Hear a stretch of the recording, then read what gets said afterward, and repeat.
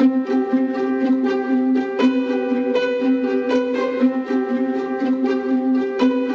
you been celebrating the birthday of your country? A country is about so much more than its politics and government. A country should be about its people. This week, July 1st, was Canada's 150th birthday, and now we're celebrating Independence Day on July 4th. It's never been more clear to me as I watched Canada's 150th celebration that the world needs powerful, authentic leadership now. Welcome to Free Your Inner Guru. I'm your host, Laura Tucker. You know, I never would have thought that there would be an advantage to having a fractured foot on Canada's 150th birthday celebration. But believe it or not, there was. It forced me to slow down rather than to speed up, and it forced me to be around the house rather than all over the city of Toronto all weekend taking pictures and partaking in the celebration. So you might be thinking, where's the advantage in that? Doesn't sound like very much fun. And it was a different kind of fun because I had been running at full tilt for a number of weeks leading up to discovering that I had had a fracture. And if you listened to the last episode, you heard the whole story about the perfect storm of broken foot, broken car, and it all went from there. But as I moved into the weekend, it became very clear to me that I needed to get my foot up, especially since I'll be traveling down to New York City this week to celebrate not only Independence Day, but my husband's 50th birthday. And New York City is one of our favorite places to go and spend some time when we're celebrating. So back to Canada's 150th birthday. You may know this about me, but I am a very proud Canadian. In fact, that very thing has been immortalized in the documentary Enlighten Us, where 10 minutes in or so, I am captured singing on stage to a group of about 300 people in order to have a breakthrough at a self-help event.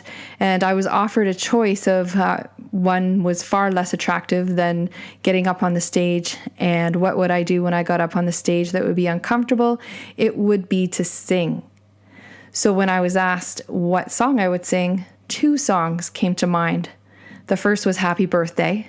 And all I could think of was, I'm not Marilyn Monroe.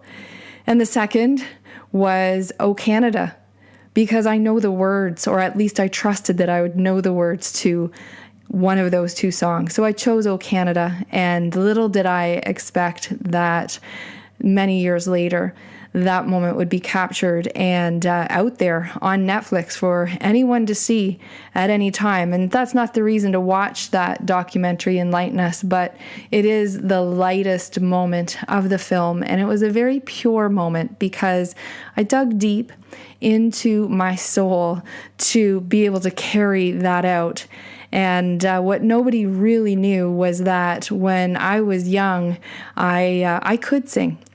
And I had a lead role in a musical. And when I went to high school, I tried out to be in the musicals and didn't really get along with my gym teacher, who was also in charge of the school productions. And so Laura Tucker did not become a performer and singer at an older age, and I never sang again in public. It was a very tough experience for me. So that was the breakthrough. But I digress. I share that because I want you to know that my pride in being Canadian has usually been very quiet, with that one exception. And it was a moment that I'll never forget, and I am tied to our national anthem because of that, because of the bittersweet story around it. And I do love my country, and I hope you love your country too, not just if your country is Canada.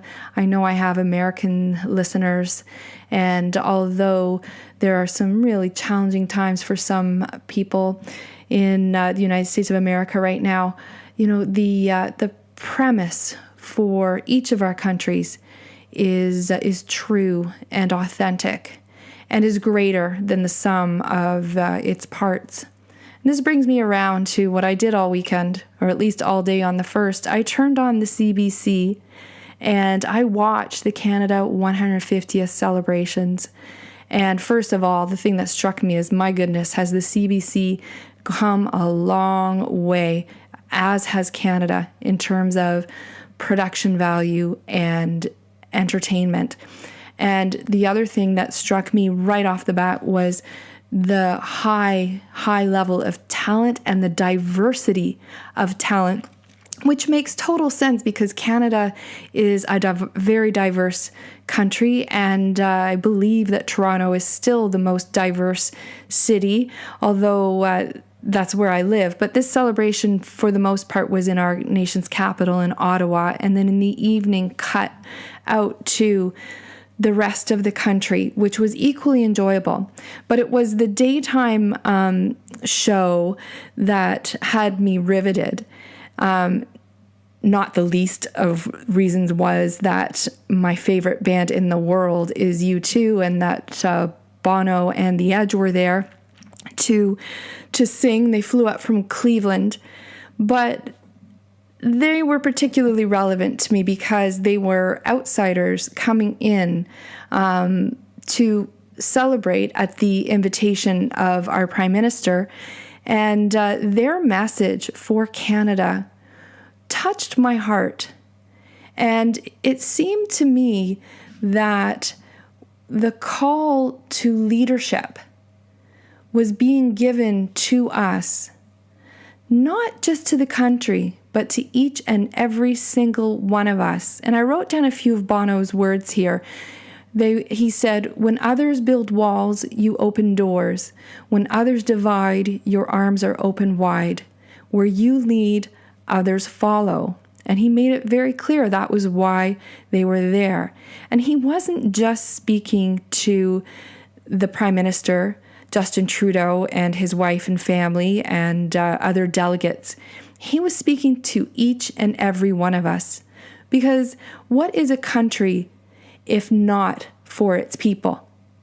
Even when you go back to what the word Canada means, it's an Iroquois word, Kanata, and it means settlement or village. And Canada is nothing if it isn't a ton of settlements and villages. And I see that every single day in the city that I live in. Toronto is a collection of villages, each with its own tone, each with its own diversity. And of course, the whole is made greater by the sum of its parts, and that is absolutely true of our entire country. Now, if you're not Canadian, you won't know this. But if you are Canadian, you will remember this. My entire life, I grew up hearing that Canada has no identity, that we were somehow indistinct from the United States. And to a certain degree, it's true. The cultural influence, especially in media and entertainment, is undeniable. But the emerging Canada seems to be rising above this somewhat lackluster, bashful, apologetic presence in the shadow of its larger, more powerful neighbor. And the emerging Canada also seems to be rising above our history of absolute ruthless treatment of immigrants and original native people. It struck me that on one hand, we are at this tipping point where we seem to be being called to step forward as leaders on the global stage, which means moving forward. But we also are taking a good, hard look back on the past and really, owning it or beginning to own it.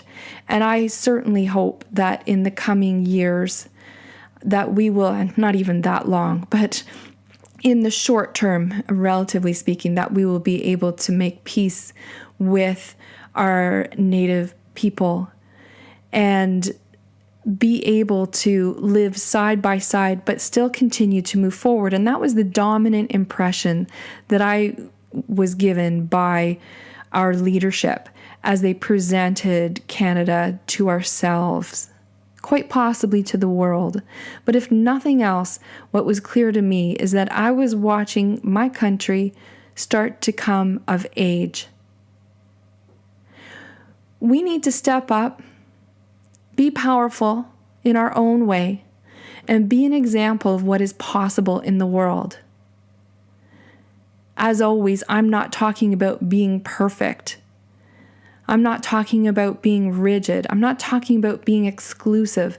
I'm talking about being human in the best possible way, to have open hearts, open minds, open arms, and open doors. Now, can we live up to this idealized vision of Canada and the world? Well, the truth is that it starts with each and every one of us. What I take from this is that it is time for each and every one of us to step up and step forward as an authentic leader.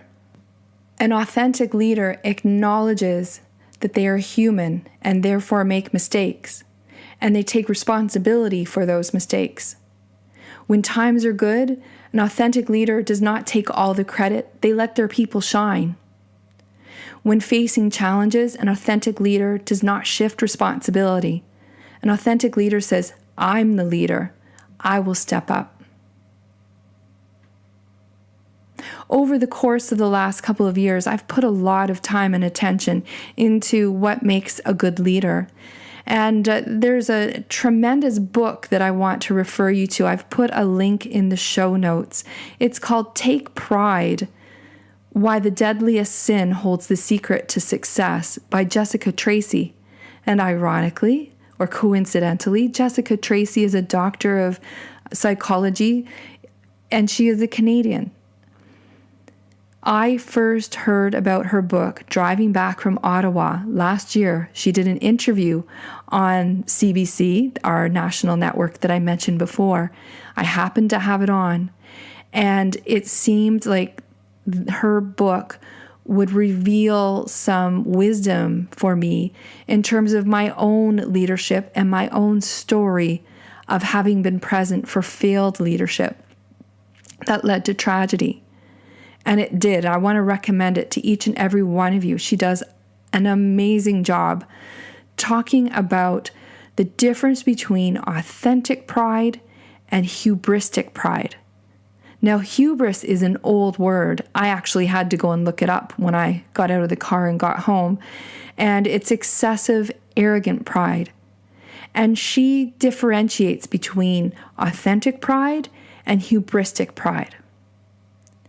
Pride is an emotion that makes us want to feel good about ourselves in its true and most authentic expression. What she describes as hubristic pride is arrogant leadership, the exact kind of leadership that the world does not need more of. There's a saying floating around here, and I quoted it in an article I wrote on the weekend about why Terry Fox represents the best of Canada at 150. I've also put another link to that in the show notes as well. And Terry Fox, he had it right. He wasn't thinking about his legacy 37 years after his death when he did what he did. Terry Fox wasn't thinking of just his own needs. He was thinking of a vision of the future where more would be possible. More is possible. Or as it says in the image that I've chosen to go along with today's podcast, tout est possible. All is possible.